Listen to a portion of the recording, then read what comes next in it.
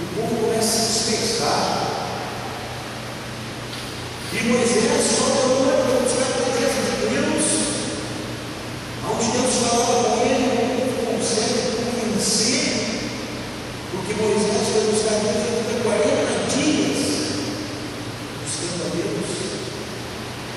E o povo consegue convencer nem o próprio irmão de Moisés, e traz aquela muro e constrói ali um bezerro. Constrói um bezerro para servir eles. Já estavam decididos a voltar. E Moisés volta e acontece toda aquela confusão, aquelas mortes, inclusive, que ali aparecem os mandamentos que Deus mandou para o seguir. E aí também, no Levítico, no Deuteronômio, nós vemos as leis que Deus deu para o povo. Vocês veem que o povo constrói ali, é um bezerro. O que o povo construiu?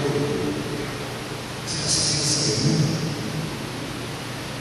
Por que o povo não construiu um touro e construiu sim um bezerro?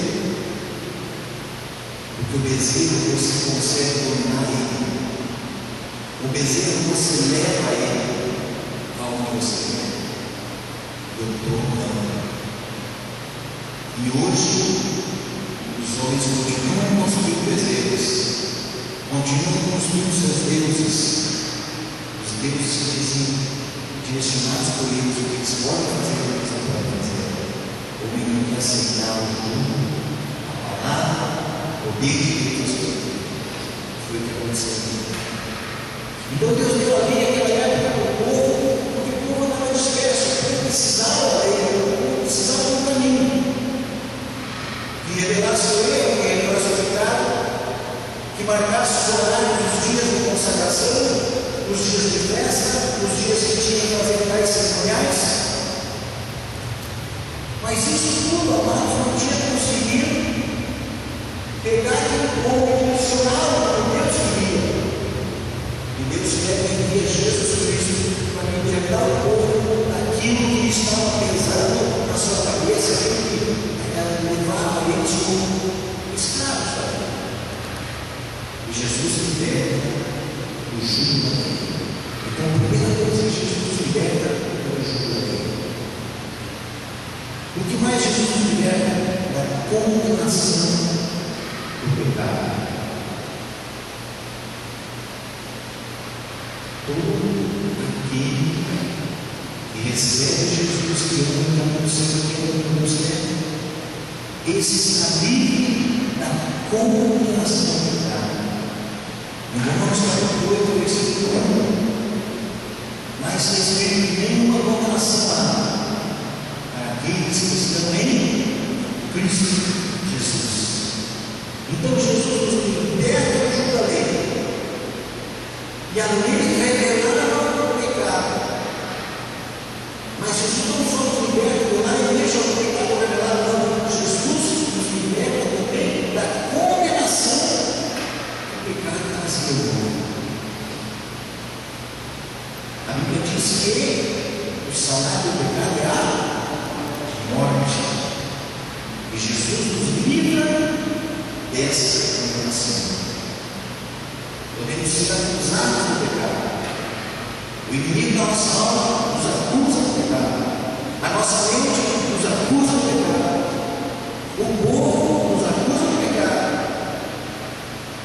Mas a Bíblia diz que podemos ser acusados, mas não condenados.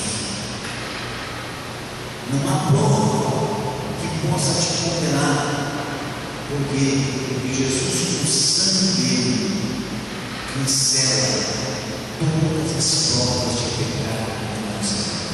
Amém? Então Jesus nos liberta desse jugo de escravidão que a condenação do pecado traz ao homem, que é levar a morte.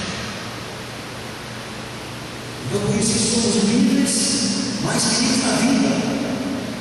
Somos livres da morte, porque nem mesmo que o pecado pode te condenar à morte, porque você é libere em Cristo Jesus. Amém. Somos também libertos, queridos. Jesus nos liberta também, além de nos libertar, além de nos libertar da nação pecado, Ele nos livra da morte eterna. Lá em João, no Evangelho de João, capítulo 11, versículo 5, está escrito que aquele que crê, por mais que morra, viverá eternamente. Poderemos morrer fisicamente. Esse corpo que tem problemas, esse corpo que está envelhecendo, esse corpo que dia a dia envelhece, esse corpo pode morrer, mas ele ressurgirá, ele vai ressuscitar, porque nos falar o Senhor abençoar a ovelha. O Senhor encontrará as almas daqueles que são dele, e nós nos uniremos a eles nos ares.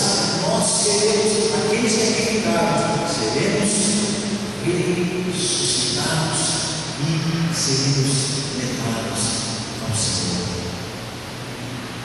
E depois, aqueles que estão em vida, por arrebatamento estarão no Senhor. Nem mesmo a morte pode te parar. Da mesma maneira que a morte não conseguiu segurar Lázaro, da mesma maneira que a morte não conseguiu segurar o filho daquele de Naim, não conseguiu segurar a filha de Jairo, que não segurou Jesus, porque Jesus ressuscitou. A morte não vai poder segurar aqueles que são libertos por Jesus. Amém. Então Jesus nos dá a vida eterna, Ele nos liberta da morte eterna. Ele nos dá a vida eterna. Mas então nós conseguimos nos libertar através de Jesus, então que agora é tudo ao agora tudo tranquilo. Não. Existem algumas coisas que podem nos aprisionar novamente. Não é nenhuma vez eu fui salvo, sempre salvo. Não. Eu batizei, porque Jesus não quer dizer que agora eu não vou nada, não. Não é bem assim. O que pode me aprisionar novamente? A descrença. Se eu duvidar da minha fé, se eu duvidar do que Jesus fez na cruz por mim, o homem que não crê no que Jesus fez por ele, volta a ser preso em seus próprios conceitos de salvação, procurando se justificar por suas próprias ações, ou seja, volta a aprisionar-se em obras. Tem muita gente que está dentro da igreja. Tem muita gente que está batizada. Tem muita gente que não perde o mundo. Tem muita gente que não perde uma Santa Ceia. Mas ela não consegue crer. Ela até coloca os outros. Ela até permanece na comunhão dos santos, naquela comunhão gostosa que está na igreja. Mas ela não acredita.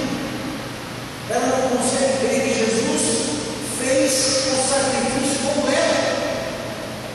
E aí ela não acredita. Ela não disse que ela acredita. Você pergunta, ela diz, não creio. Mas ela, no seu interior, ela está sempre buscando fazer coisas para pagar a Deus. Ela está sempre criando situações que possam justificar diante de